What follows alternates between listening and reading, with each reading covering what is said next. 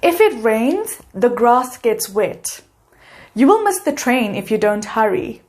If you went to bed earlier, you wouldn't be so tired. I would have been working in Paris if I had accepted that promotion. What am I talking about? I just showed you 4 sentences using the 0, first, second, and third conditional. Welcome to our grammar lesson on English conditionals. Hi everyone and welcome to my channel. Today we are going to work on improving our English grammar by taking a look at and understanding English conditionals. Conditional sentences usually have 2 parts. One part shows a result and the other part shows a condition on which the result depends. Example, if you heat ice, it melts. Our condition here is if you heat ice, and our result is it melts. Pretty simple. Before we start, please show your love and support by hitting that subscribe button and following me on Facebook and Instagram. Great, let's learn English.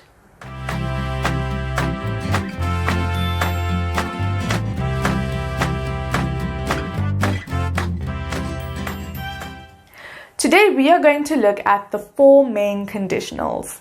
The 0 conditional, the first conditional, the second conditional, and the third conditional.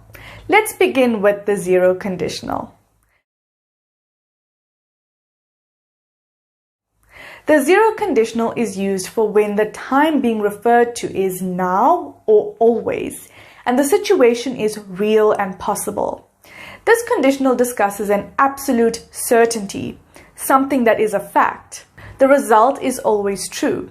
What I mean is the result is not an assumption or a possibility.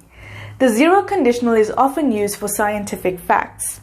Very simply put, if this thing happens, then that thing happens. Example, if you cool water to 0 degrees, it turns to ice. Or people die if they don't eat.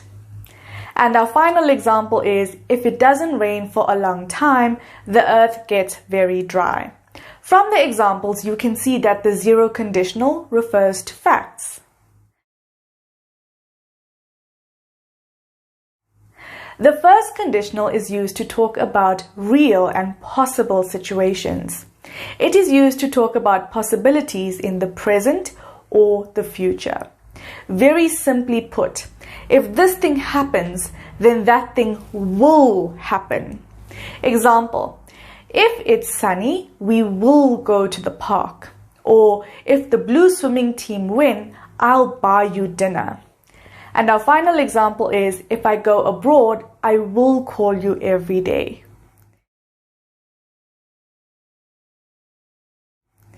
The second conditional is used to talk about unreal possibilities or impossible events. These are imaginary events in the present or future. They establish the course of action that would follow if something hypothetical were to happen. It can also be used to give advice. Very simply put, if this thing happened, then that thing would happen or that thing would be happening.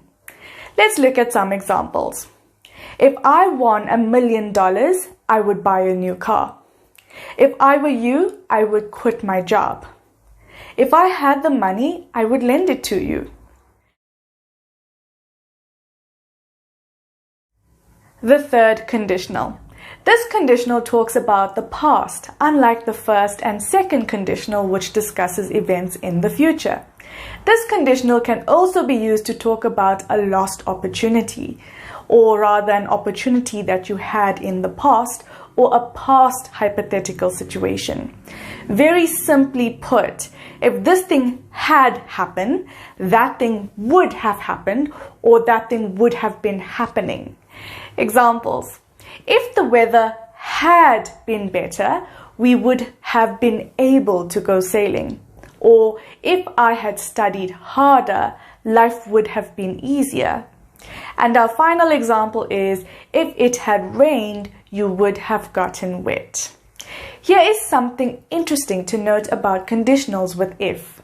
If may be used at either the beginning or the middle of a conditional sentence. Example, if it doesn't rain for a long time, the earth gets very dry. Or, the earth gets very dry if it doesn't rain for a long time. Another example is, if it's sunny, we will go to the park. Or, we will go to the park if it is sunny. And our final example is, if she studies, she gets good grades. Or, she gets good grades if she studies. Look at the position of if and the comma in these sentences. A comma is used with the if clause when it begins a sentence, but there is no comma when the if clause is used in the middle of a sentence.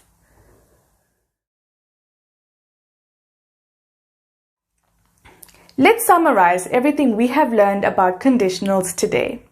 The zero conditional is used for when the time being referred to is now or always, and the situation is real and possible. It is also used to refer to facts.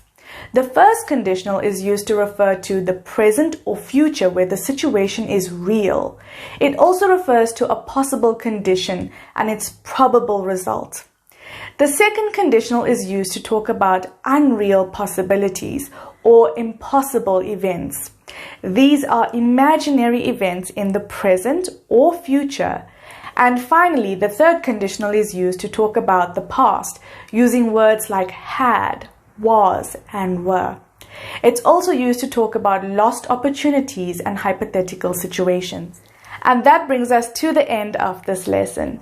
You can check out my website, luenglish.com, where you will find various teaching guides from my previous English lessons and English quizzes for you to practice your English skills, completely free.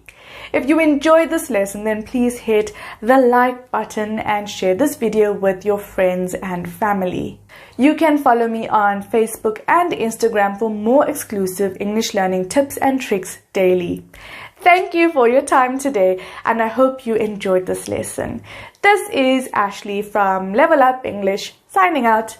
I'll see you next time. Goodbye.